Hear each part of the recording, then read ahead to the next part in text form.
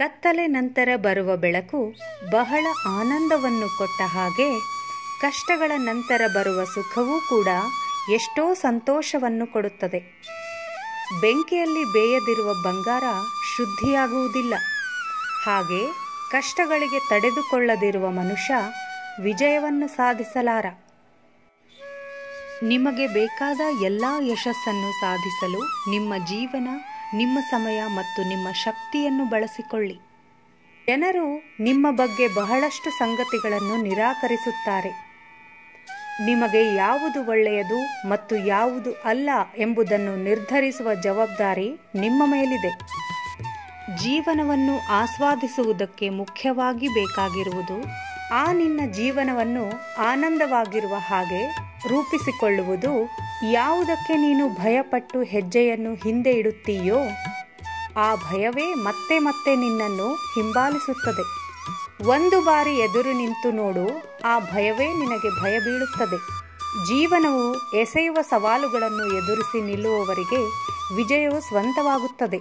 ಪ್ರಯತ್ನ ನಿಲ್ಲಿಸಿದರೆ ಕೆಲಸ ಮುಂದೆ ಸಾಗುವುದಿಲ್ಲ. ನೀನು ತಲುಪುವ ಗುರಿ ದೂರ ಅಂತ ಹೇಳಿ ಪಯಣವನ್ನು ನಿಲ್ಲಿಸಬೇಡ.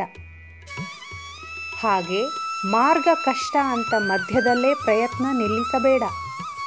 ಊಹೆಗಳು ವಾಸ್ತವಿಕತೆಯಿಂದ ದೂರ ತೆಗೆದುಕೊಂಡು ಹೋಗುತ್ತವೆ. ಆದರೆ ಎಷ್ಟೇ ದೂರ ಕೊಂಡೊಯ್ದರೂ ವಾಸ್ತವಿಕತೆಗೆ ಬರಬೇಕಾಗುತ್ತದೆ. ಅದಕ್ಕಾಗಿ ಊಹೆಗಿಂತ ವಾಸ್ತವಿಕತೆಯಲ್ಲಿ ಬದುಕಲು ಕಲಿ.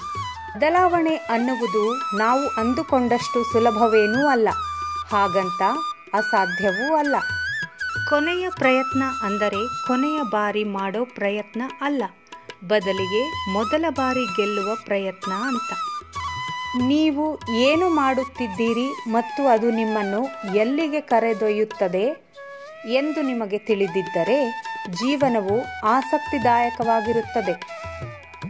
ನೀವು ಸರಿಯಾದ ಮಾರ್ಗದಲ್ಲಿ ಸಾಗಿದರೆ ಜೀವನವು ನಿಮಗೆ ಅರ್ಹವಾದ ಎಲ್ಲವನ್ನೂ ನೀಡುತ್ತದೆ. ಜೀವನವು ತುಂಬ ಸೂಕ್ಷ್ಮವಾಗಿದೆ, ಆದರೆ ನೀವು ಅದನ್ನು ಒಮ್ಮೆ ಮಾತ್ರ ಬದುಕಲು ಅವಕಾಶವಿದೆ. ಆದ್ದರಿಂದ ಸರಿಯಾದ ಆಯ್ಕೆಗಳನ್ನು ಮಾಡಿ.